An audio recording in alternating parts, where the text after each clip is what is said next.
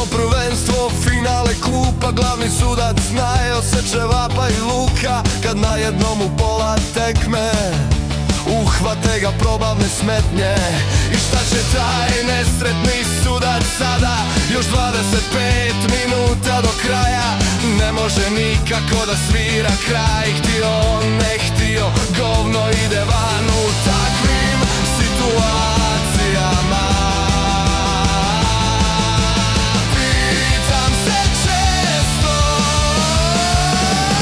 što ako čovjek mora ići strat? Što ako više ne može izdržat? Od muke samo može da plače ili pred svima da se usere u gaće. Što ako mu se odjednom kenja i nema nitko drugi da ga mijenja? Blokadu u dupetu kako da trenira, odgovor tražim više nego tajne svemira.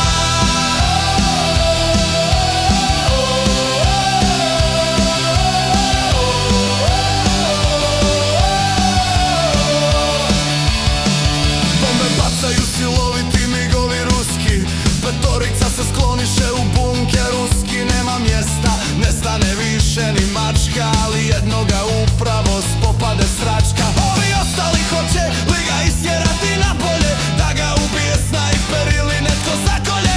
Opsada grada bi mogla potrajati, a njegov proljev neće moći stajati u takvim situacijama. Pitam se često, što ako čovjek mora ići strat? Što ako više ne može izdržat? Od muke samo može da plače ili pred svima da se usere u gaće.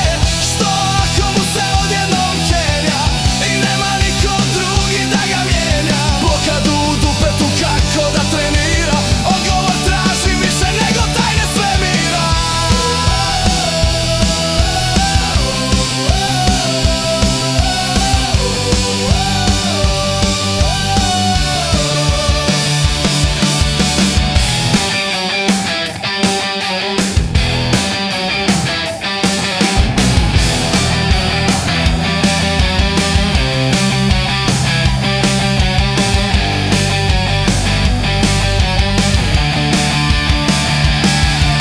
Održava se koncert, dvorana puna, maratonski spektakl, glazbena kruna. Počeo je čin, tenor krenuo da pjeva, dirigenta stislo, ispraznio vic crijeva.